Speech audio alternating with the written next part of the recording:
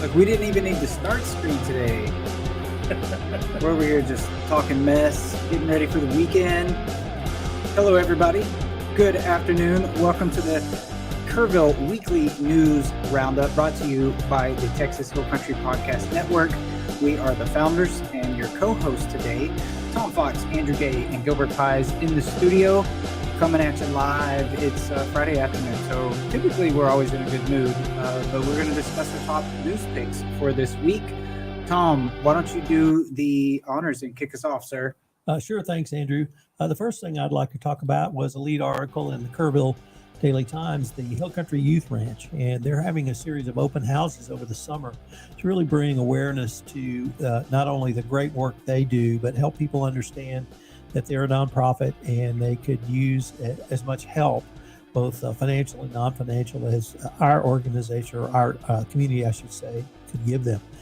They were founded to help children coming from broken homes, abused children, foster children, and put them in, what I think is the most beautiful part of Texas, the Texas Hill Country, and give them a chance to really heal and then grow as teenagers. So our good friend Juanita Yancey was quoted in the Kerrville Times, Daily Times article. So shout out Juanita. And if you have the opportunity to go out to the Hill Country Youth Ranch on the way from Ingram to Mountain Home and then up to I-10, please do so, and please support this really worthwhile organization. The second story I have is this year, 2023, is the 100th anniversary of Camp Stewart. Hey, Camp Stewart is the oldest boys camp in Texas. They were the oldest camp here in Kerrville. The camp community provides literally hundreds of jobs in this part of the country. I am a graduate or attendee from Camp Stewart. In fact, that's why I moved to Kerrville and live here, was because I fell in love with the Hill Country when I was a 7-year-old boy and went to Camp Stewart for the first time. It's still run by owner emeritus Kathy Ragsdale, widow of Cy Ragsdale. The couple that bought the camp in 1966. It was founded by Doc Stewart in 1923 was the first year they had it, and then next year will be the major celebrations for the public. This summer they're going to celebrate for the campers. Kathy told me, I interviewed her for a Hill Country podcast, that they're going to have as much birthday cake as they can possibly make this summer for all of the campers. Camp Stewart and all of the camps, they open, the first many are opening up June 1, June 2, and they provide a huge service for not simply Kerrville, not simply the state of Texas, but they have campers from all over the world. Kathy told me that they have a full international complement of campers now. A lot of kids from Kerrville actually go out there and stay. They have 2 4-week sessions at Camp Stewart. I can't really say enough about what Camp Stewart means to me.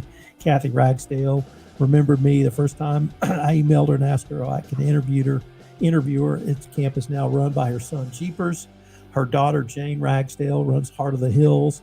So they are really a big part of the camping community. But Camp Mystic, Camp Waldemar, all of those camps are opening up. So expect to see a few more tourists, particularly the weekend before Memorial Day, and then the first weekend in June. There'll be a lot of folks in Kerrville bringing their kids out here, and I wish them all a safe and incredibly happy camping season to Camp Stewart and the entire camp community in Kerr County. Tom's got such a great newscaster voice. I just feel like we could give you what we want to talk about and let you do it. But we this past week in Leadership Kerr County, it was the last class day of 2023, and we heard from Jane Ragsdale from Part of the Hills, and man, it's just the whole story about just being out there. I can only imagine your experience as a kid being out there and how magical that is and nostalgic it is. I mean, you moved here for that, so exactly, that's good stuff. Mm-hmm. All right, Gilbert, what do you got for us today? All right, well, I've got 2 stories. The first story I want to throw out there is the election. I've been talking about the election the last few times we've been on here doing our weekly news roundup, and the election, of course, already took place. It's completed, but the thing I want to focus on today is the recount that's going on. In case you didn't know, there was a very, very tight race for one of the council places on the city council, And the two people that were running for place two, I believe it was, Jeff Harris and Barbara Dewell Ferguson. Jeff got 1,815 votes, and Miss Dewell Ferguson got 1,807. That's a difference of 8 votes. So basically, 8 people in Kerrville are going to decide that election. Now for That's wild. It is. Now are those 8 people the ones that make the decision? No, of course not. But it just goes to show you that every single vote counts, especially in a town like Kerrville or a local municipal election, because everybody that is able to vote should come out and vote. And when you only have 1,800 people, less than 2,000 people make the decision for 25,000 people, well, I would tell the public, there's very little room to complain about your local government if you didn't bother to go out there and make your voice heard. Now, I'm not going to sit here and tell you, well, shame on you for not doing it. It's just I want people to understand that, the election was so close. It could have been just a few people to make that little difference. And Jeff Harris is very likely to win the recount. According to our friend Louis Amistoy at the lead, he was saying that, based on the rules and the projections that they've got, that Jeff is probably going to come out the winner. Good for Jeff. But, Miss Dewell Ferguson is going to have to sit there and say, you know what? You lost by 8 votes. If you would have had 9 people, just 9 more people take the time to go out and vote, you'd have won. But since you couldn't get those 9 people to come out and vote, you lost, which is a shame. Hopefully the recount results are available later today. Lewis had a story out there on his page today that said hopefully by 2 o'clock they would have some kind of resolution. But I wouldn't be surprised if it runs through this weekend, and maybe not till Monday that we get an official notice that Jeff was the winner, or that it flipped over to Miss Dewell Ferguson. I don't know. But anyway, the election, very big deal. Hopefully, us as citizens will participate a little more fully and get the word out and motivate people to come out and vote, because, the fact is, less than 2,000 people decided the election. And that's true for place 1 also. I think there was less than 2,000 votes cast there. And for whatever reason, place 2 only got 1,800 votes. But anyway, it's important, very important. So next time, I'm gonna keep on harping about our ability to vote, and people should take the time to know who the candidates are and go out there and vote. That's my first story. The second story I'm going to talk about is the Community Foundation. In case you don't know, we have a foundation here based in Kerrville. It's called the Community Foundation of the Texas Hill Country. And the Community Foundation, in the interest of full disclosure, I am a new board member this year. I was invited to participate and help steer the Community Foundation in a certain direction. And the Community Foundation every year gives out grants to nonprofits. And one of the other things that they do is scholarships. Now, the scholarship season is already over. This year, almost $500,000 in scholarships were handed out to students, high school students, and current college students in and around the Hill Country. The focus of the Community Foundation, as the name implies, is on the Hill Country. So they gave all these scholarships already, but now what they have is the community impact grants that they're currently taking applications for. The window opened on May the 1st, and it goes through June 22nd. Nonprofits in and around the Hill Country area can submit an application via the Community Foundation's website, and they can ask to have a particular project or grant to fund a particular service that they want to offer as a nonprofit. And I think it's important that we get the word out so that any local nonprofits can participate, because the Community Foundation has substantial assets. Now, they don't give all the assets away, of course, every year, but they generate lots of income, and they generate returns to the community in the form of grants. And so if you're not familiar with the Community Foundation of the Texas Hill Country and you're on the board of a nonprofit, or you know somebody who participates, let them know about this and tell them to go to the foundation's website. And Andrew, if you're doing a screen share, could you just quickly pull up their foundation website? Yeah, I can. The community foundation will give out hundreds of thousands of dollars in grants to fund various different projects. Now, there's no guarantees that if you submit a grant, you will be selected. There's no guarantees that if you're selected for a grant that you will get 100% of your request. But the fact that you submit a request says that you need some funding. And so here's a copy of their website. And if you go over to the tab that says nonprofits, yep, and then scroll down a little bit, there is a link towards the bottom there that says apply for a grant or more information. There you go. There you go. You see Click that? here for more information. Click here for more information. Yep. So this is the Community Impact Fund that we're talking about that's open right now. And if you go to this Community Impact Fund area, there's a link there that says apply for a grant. Very easy, very quick. You can start the application process, save it, and then submit it later. Ultimately, though, I just want everybody to know that they can go out there, and of course, I'm talking about nonprofits, not just you, Joe Blow off the street that needs some help paying their utility bill. This is geared towards nonprofits. If you know anybody that's on a nonprofit or you participate in a nonprofit and you need some funding for a particular project, please consider applying to the Community Foundation for the Texas Hill Country. That's great. I'm glad you made me pull that up. I was trying to post the link. I'll do it here in a minute. But thank you for that, Gilbert. Yep. We'll put the link in the show notes. Yeah. Oh, great idea. That'll work. All right. So I guess it's my turn, huh? So I got a few mentions for us. I'm just going to run down this list quickly. First up, KPUB earned the American Public Power Association Safety Award of Excellence for 2022. That's 4 out of the last 5 years that they've won this award. So shout out to KPUB. Good job, KPUB. The Museum of Western Art, I think we mentioned this before. Tom, you might have mentioned this last week or the week before, but their 40 years of Western art exhibit is on display over there. I got to see it in person this past Tuesday for leadership, and what a wonderful exhibit it is. I would just encourage people to go see that before it is over.